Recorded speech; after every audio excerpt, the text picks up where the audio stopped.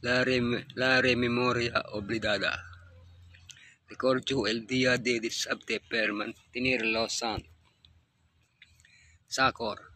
Ricordo que la paraula hebreo es Sakor.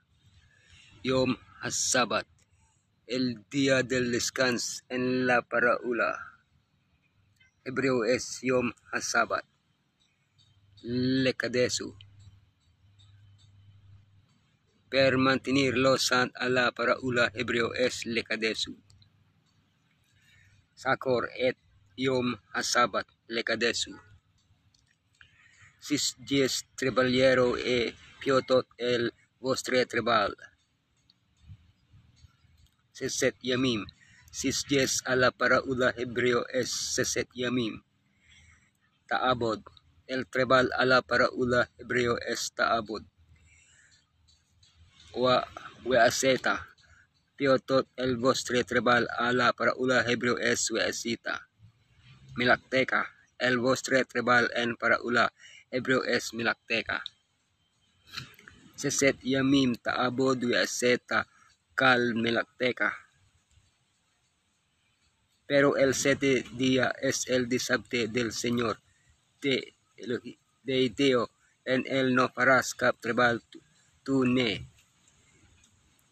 ni el teofil, ni la teva fila, el teo manservant, ni el teo servant, ni el teo gat, ni el teo estrani, está ambles teves portes. Wayom hasibii, el 7 día. Sabat la yod hei waw hei Elohica. El disabte del Señor el vostre el Deo. Lo taase kal milaka. No fio cap trebal. Ata voste. Obeneca el vostre fil. Obeteca la seva filia. Abadeca el vostre man servant.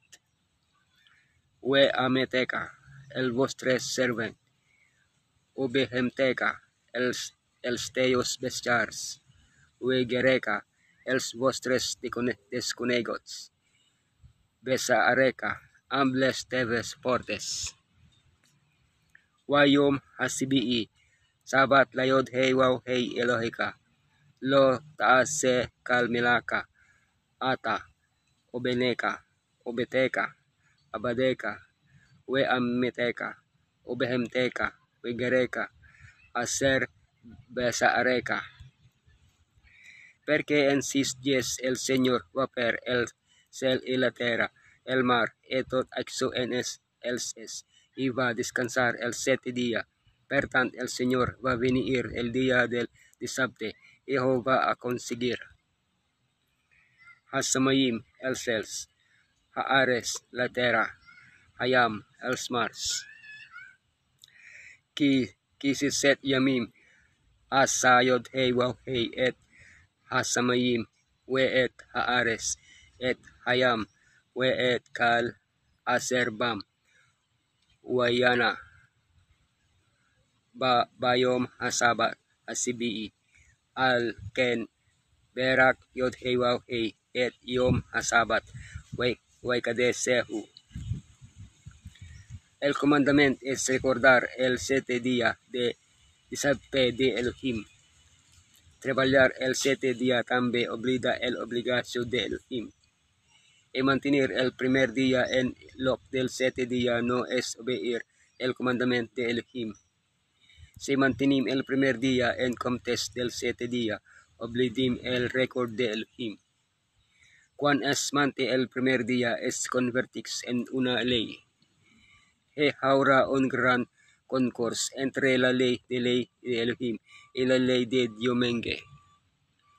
Y en aquel concurso cada ley de un decret de mort per a tots els infractors. Decret de mort de la ley del Diomengue. Revelation 13:15.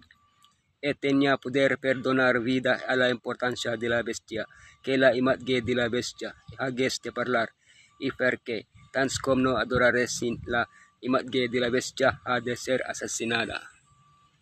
Decret de la mort de la ley de Dios, Revelation 14:9-10.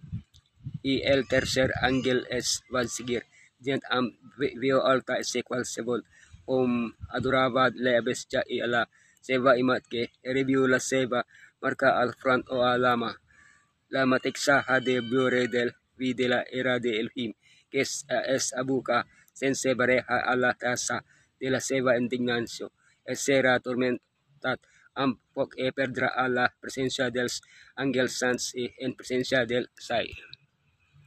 Decret de la mort de la ley de Elohim, Revelation 19:20. La bestia va a ser presa y el pas profeta que iliva per miracles davant seo el quals els va engañar que había reboot la marca de la bestia y els que adoraven la seva imatge. Aquests dos van ser vividos en un lac de foc que cremaven brimstone. Gracias per viure ho. Que Elohim beniksi.